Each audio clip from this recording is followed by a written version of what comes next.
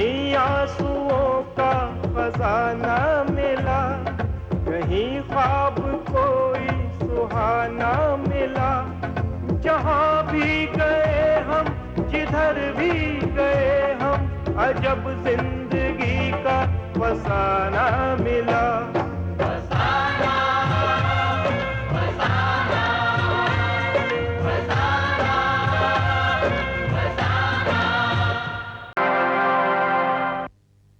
Mister बाली, क्या आप मुझे बता सकते हैं कि दिनेश खन्ना का कातिल कौन है?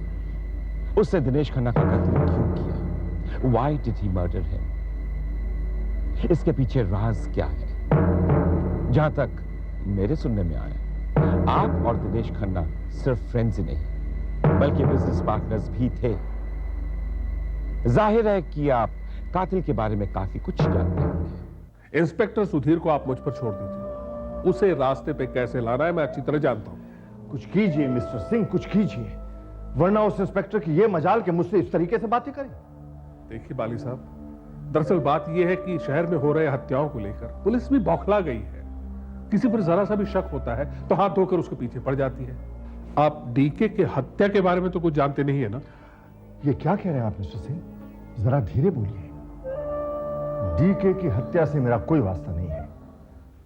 आपके सीनियर ऑफिसर मिस्टर सुधीर मेरे क्लाइंट मिस्टर बाली पर दिनेश खन्ना के हत्या का आरोप लगा रहे हैं। इंस्पेक्टर सुधीर एक काबिल अफसर है। मुझे पूरा यकीन है कि अगर उन्होंने आपके क्लाइंट पर शक किया है तो जरूर उसे कोई ना कोई ऐसा सुराग मिला है जिसका डीके की हत्या से कोई ताल्लुक हो। जिस रात डीके की मौत हुई आप उसमें कहां थे? इसी शहर। हाँ, आपको डीके की मौत की खबर मिली कहां से? नेक्स्ट डे न्यूज़पेपर्स के जरिए। हाँ, आपकी और डीके की काफी गहरी दोस्ती थी। गहरी दोस्ती तो नहीं थी इंस्पेक्टर साहब, हाँ बिजनेस ताल्लुकात जरूर थे। दरअसल हम लोग फाइनेंसर्स हैं, बिल्डर्स को फाइनेंस करते हैं। डीके भी एक बिल्डर था और मैं उसे फाइनेंस किया करता था।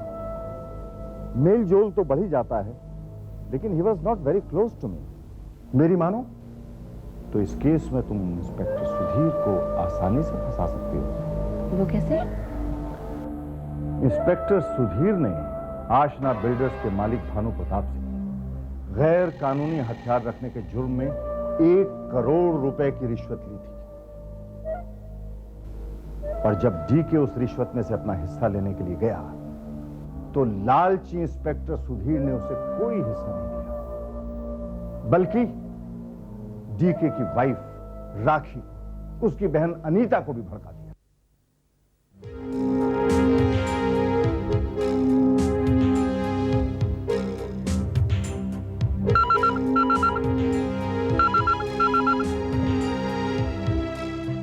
हेलो, धर्मपाल, मैं ममता पांडे बोल रही हूँ। Oh hello Mamta ji, inspector Dharampal here. बोलिए, कैसा याद किया आपने? धर्मपाल, मेरे पास तुम्हारे लिए एक ऐसी इंफॉर्मेशन है जो तुम्हारे बहुत काम आ सकती है, इसलिए जितनी जल्दी हो सके तुम चले आओ। बहुत अच्छे, मैं ठीक 10 मिनट में आपके यहाँ आ रहा हूँ। Thank you.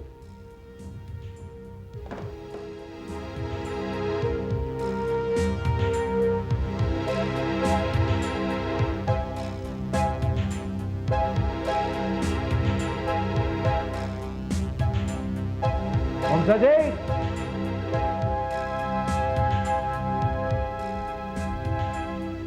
Mamta ji,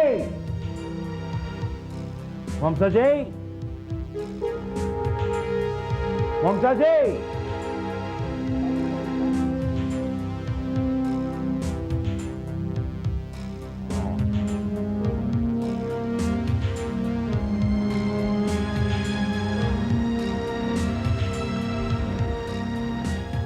hello Mamta ji.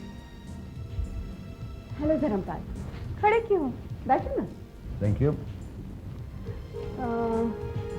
DK के कातिल पकड़े गए? जी नहीं, लेकिन कोशिश जारी है। मुझे पूरा यकीन है जब तक ये केस तुम्हारे हाथों में है, डीके के कातिल जरूर पकड़े जाएंगे। लेकिन अगर ये केस सुधीर के हाथ में होता तो शायद उसके कातिल कभी पकड़े नहीं जाते। आप ऐसे क्यों कह रही हैं? क्योंकि धर्मपाल, तुम नहीं जानती, तुम्हारे इंस्पेक्टर सुधीर ने डीके को एक अच्छी खासी रकम चुकानी थी। तुम समझ रही हो मैं क्या कह रही हूँ?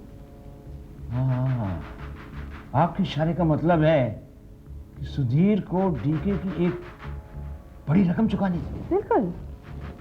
क्यों? मुझे यकीन नहीं आ रहा। ओफो, यही तो प्रॉब्लम है तुम पुलिस वालों की। तुम लोग इंस्पेक्टर सुधीर को एक शरीफ और ईमानदार ऑफिसर समझते हो, जबकि क्या एक पुलिस वाला कोई गलती नहीं कर सकता?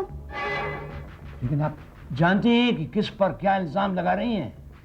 देखो धर्मपाल, मुझे शक ही नहीं बल्कि पूरा विश्वास है कि अगर ये सच है, तो चाहे वो कितना भी सीनियर क्यों ना हो, मैं अपना फर्ज निभाने में बिल्कुल नहीं चूकूंगा। मैं उसे पकड़वा के रहूंगा। Thank you, bye bye.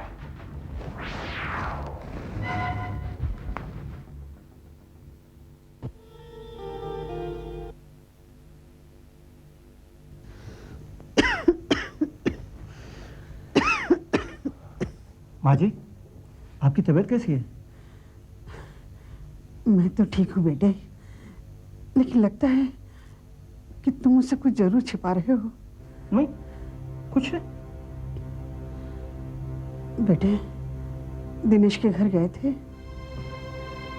जाऊंगा, क्या करूं, काम से वक्त ही नहीं मिला। देखो बेटे, एक बार किसी के अच्छे में शामिल हो या ना हो, कोई गम नहीं, लेकिन पूरे में जरूर शामिल होना चाहिए। तुम अनीता से जरूर मिल लो, नहीं तो क्या सोचेगी वो। मैं जाऊंगा और फिर वही हादसा पेश आएगा। भाई तो बहन के लिए भाई ही होता है ना। मैं तो कहता हूं कि अनीता को नॉर्मल हो जाने दो, मैं जाकर मिलाऊंगा। लेकिन बेटे, मैं चाहती हूँ कि तुम अनीता के दुख दर्द बांटो। दिनेश अब इस दुनिया में नहीं रहा, अनीता बेचारी अकेली पड़ गई है। हाँ जी, रात बहुत हो चुकी है, आप आराम कीजिए और मैं पहले ही फुर्सत में अनीता से जाकर मिलकर आऊंगा। बहुत अच्छे बेटे। Good night. गुड नाइट बेटे।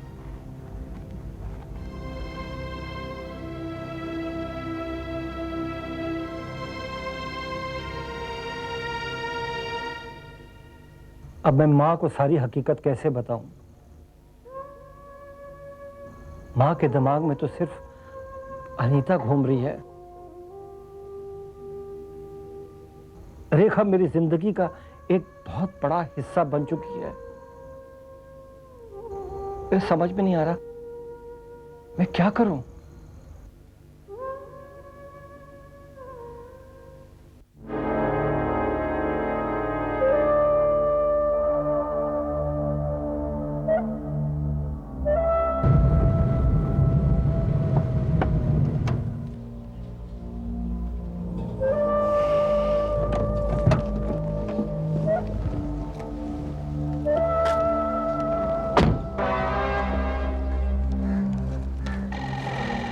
नमस्ते वाली साहब। आओ शिवा, आओ, बैठो। शुक्रिया। मैंने तुम्हें इसलिए बुलाया है कि तुम्हारा और राखी का रिश्ता क्या है मैं बहुत शुरू से ही जानता हूँ। वाली साहब, मैं यही कि तुम और राखी सिर्फ दोस्त ही नहीं हो, बल्कि एक दूसरे को प्यार भी करते हो। मेरा भाई, मेरा दोस्त डीके अब इस दुनिया में नहीं रहा, इसलिए उसकी विधवा पत्नी और बच्चों के लिए मेरा भी तो कुछ फर्ज बनता है। समझ रहे हो ना मैं क्या कह रहा हूं? माफ कीजिएगा वाली साहब, पर आपकी बातों का मैं मतलब नहीं समझा। तुम्हें और राखी को शादी कर लेनी चाहिए, और इस शुभ काम में मैं भी तुम्हारे काम आ सकूं तो मुझे बहुत खुशी होगी। अरे मैं तुमसे बात कर रहा हूं शिवा। मैं डीके के परिवार को हमेशा खुश देखना चाहता हूं, इसलिए इसमें थोड़े से पैसे हैं, ये ले लो।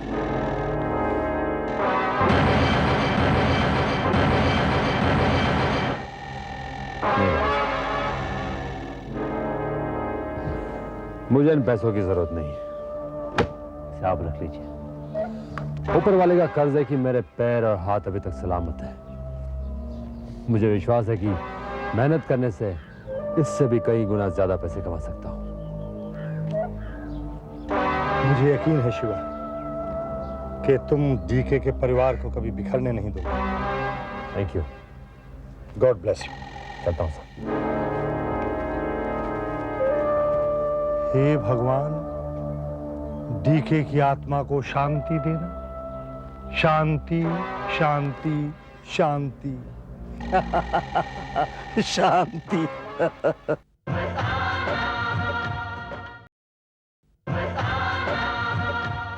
डीके भले ही मुझे अपना दुश्मन समझता था, लेकिन मैंने हमेशा उसे अपना दोस्त समझा है।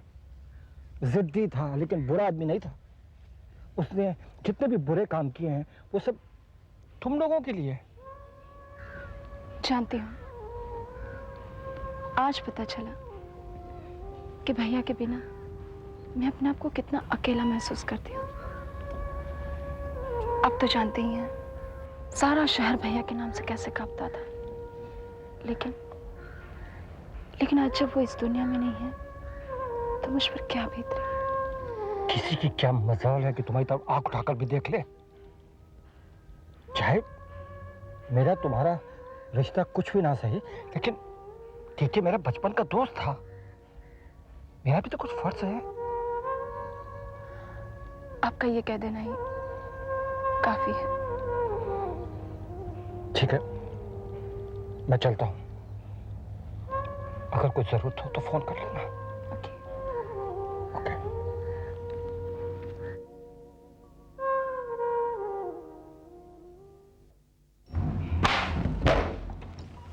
कौन है आप और किससे मिलना चाहते हैं? आपसे। जी? कितनी बार समझाया था मैंने उसको, बुरे धंधे मत छोड़ो मत छोड़ो, लेकिन उसने मेरी एक नहीं सुनी। देख लिया ना सुधरने का अंजाम। मैंने अपने भाई को हमेशा हमेशा के लिए खो दिया, तो बिल्कुल अकेला हो गया। और इस हादसे के जिम्मेदार सिर्फ आप हैं।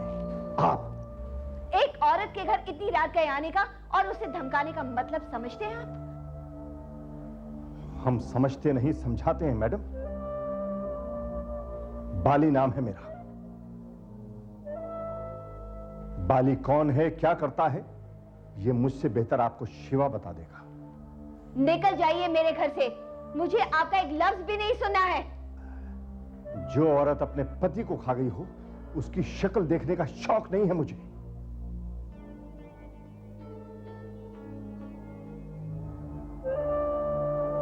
वो तो हम लोगों के यहां एक रिवाज है कि जब कोई अजीज मर जाए तो अफसोस जाहिर करने के लिए उसके घर जाना पड़ता है, इसलिए मैं यहां चला आया। लेकिन एक बात याद रहे, मेरे दोस्त मेरे भाई की मौत के पीछे अगर भूले से भी तुम्हारा हाथ नजर आया तो हम क्या करेंगे ये आपका शिवा आपको बता देगा। समझ गए आप?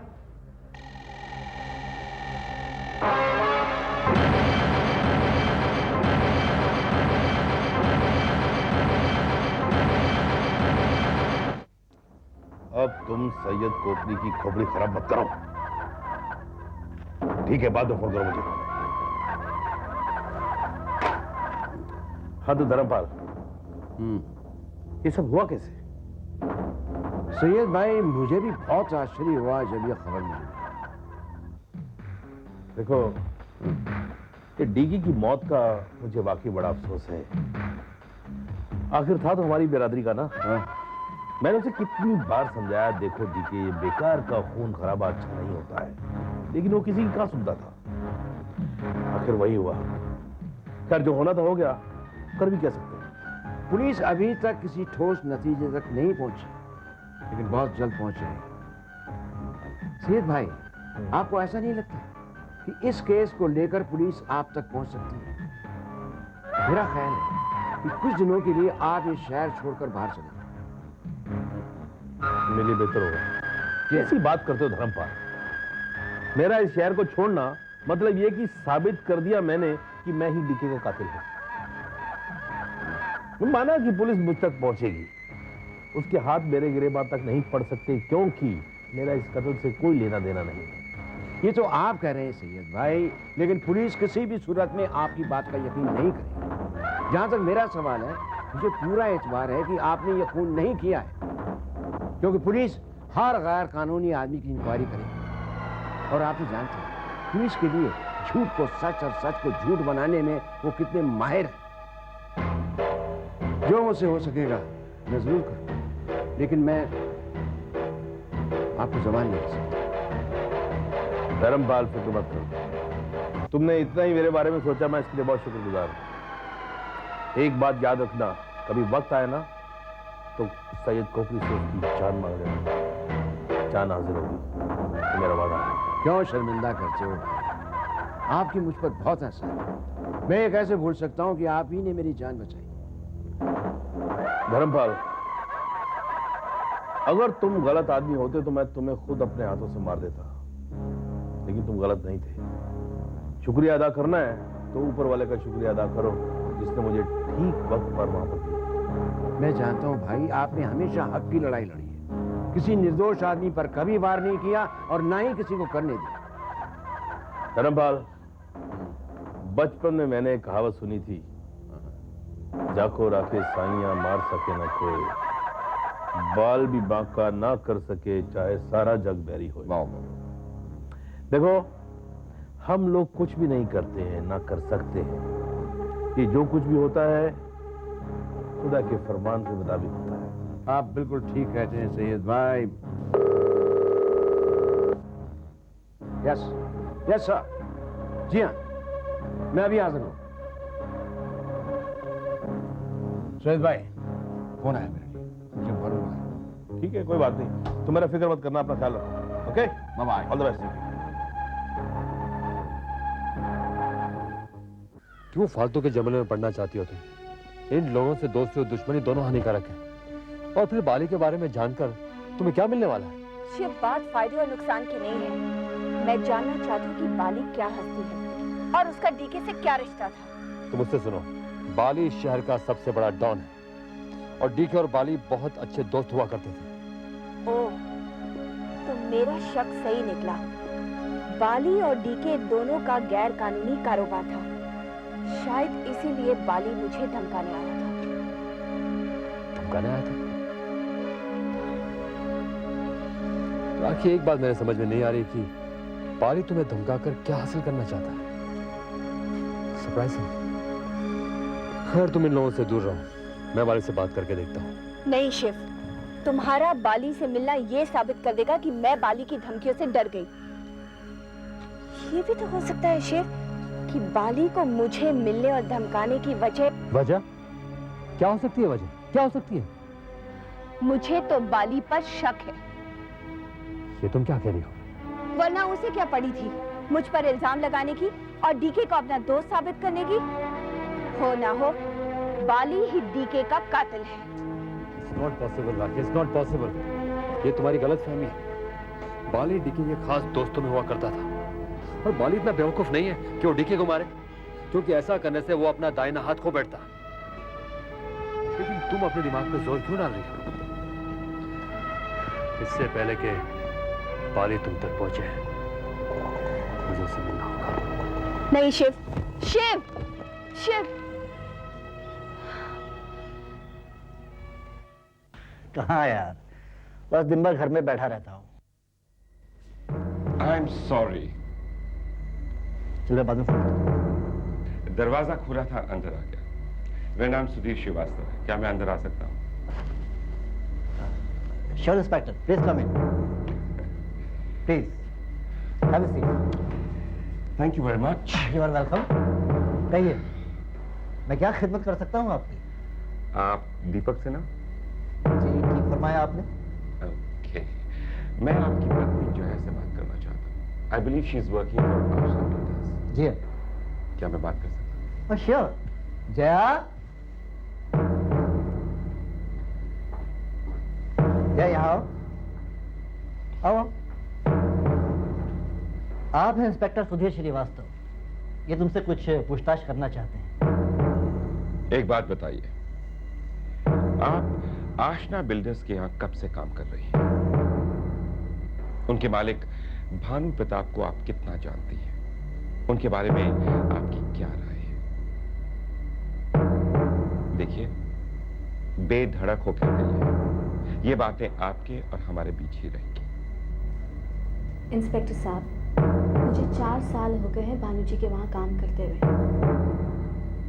और जहां तक मेरा ख्याल है भानु जी एक बहुत ही अच्छे इंसान है। ब्लैक टी के साथ साथ आप न्यूज़पेपर पढ़ती हैं? जी हाँ। तब तो आपने दिनेश खन्ना की मौत की खबर भी अखबार में पढ़ी होगी। आप शायद ये भी जानती होंगी कि दिनेश खन्ना और आपके बॉस भानु प्रताप, इनमें काफी गहरी दुश्मनी रह चुकी है, और वो भी सालों से। इंस्पेक्टर साहब, दिनेश खन्ना भी एक बहुत बड़े कंस्ट्रक्शन कंपनी के मालिक थे, तो जाहिर है कि उनका नाम सुना ही होगा, लेकिन पर्सनली कभी नहीं देखा। Don't you think it's rather strange? आप भानु प्रताप की पर्सनल सेक्रेटरी हैं। How come you have not heard of any untoward incident between them? कोई घटना, कोई वार्तालाप, कुछ तो। सॉरी इंस्पेक्टर साहब, लेकिन मैं ऐसा कुछ भी नहीं जानती। ये तो सरासर नामुमकिन है। It is quite impossible. जहां तक मेरी इंफॉर्मेशन है, आपके और उनके जाती ताल्लुकात हैं।